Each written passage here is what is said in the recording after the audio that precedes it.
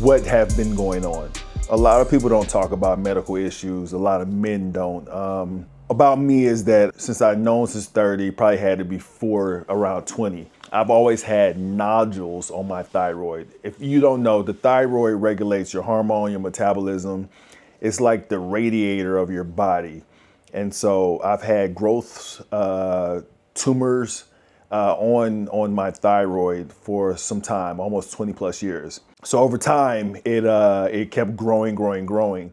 And so to a point to where I wanted to finally get a chance to get them out before it became really bad. Technically, it could easily become cancerous, or they grown so big that it got into my chest cavity or just caused all kinds of craziness to happen. So I ended up having it. So for everybody who don't know, yeah, I have this nice necklace. I wanted to talk about it with us because let me tell you my story. So when you sit there and realize that I've had these nodules on my neck, some people noticed it, some people didn't. I work out a lot. So you know what I'm saying? The bigger I became, the more unnoticeable the nodules were. And I kind of played onto that till I couldn't. The doctor told me I was a very unique case. Reason being is that the size of a thyroid is usually 30 grams. He removed 307 grams of tumor. Yeah, there's no way that I should have been able to talk, eat, breathe with the size of goiters that they were. But he was like, yeah, but the reason why you were so okay was that he had to cut it like 1.5 inches of muscle through my neck. And I'm like, what do you mean? He said, I had no fat in my neck. He said, it was funny because it seems like your throat and your neck, pause, the muscles were actually suffocating the goiters. They were actually pressing the tumors away from my throat and away from my vocal cords, away from my airwaves, and protecting me. So it's crazy that me just working out and just doing the best for my life is what was keeping me alive. He made a joke. He said once he cut it open, the tumors fell out like they were getting released from prison. They were ready, they were gasping to get out. And so I thought that was hilarious. But it goes to say that, you know what, you don't think that these little things you do count. You don't think that these little things doesn't matter, that you know what I'm saying, just getting up and going to the gym there 1 or 2 times a day or there 1 or 2 times a week. It all matters. It matters for the long run. And I'm thankful that I was able to get through this surgery. It took some time for me, my voice, to at least get to this level.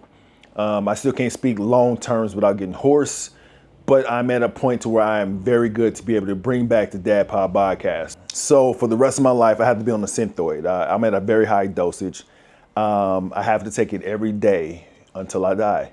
And in retrospect, you have to sit there and think about what that means. That means that the moment I have a low day, a bad day, a sad day, a mishaps, don't think about it, and I don't take this medication, it starts my clock.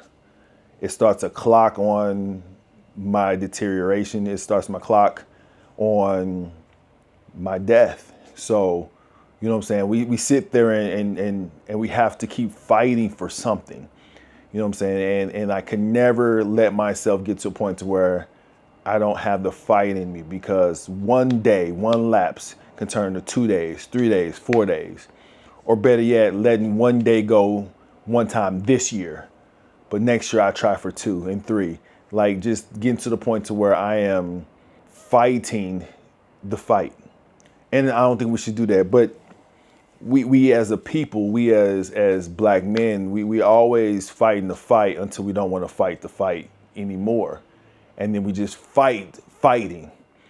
And it's hard. So, and I say this to all us men: 1, get checked up. 2, you're not alone. And 3, hey, I struggle every single day to do the right thing. I struggle every single day to become a better dad, a better parent. I struggle every day just to exist. But I do it because of the people in my life. I do it because I'm a fighter. I do it because I'm blessed to say that I think I'm going to go to a higher place later on past my death. I'm just not ready to go yet. So, hey, I thank you again. This you make me do this. I do this for you. We do this for each other. So more to come. I promise you. I'm back.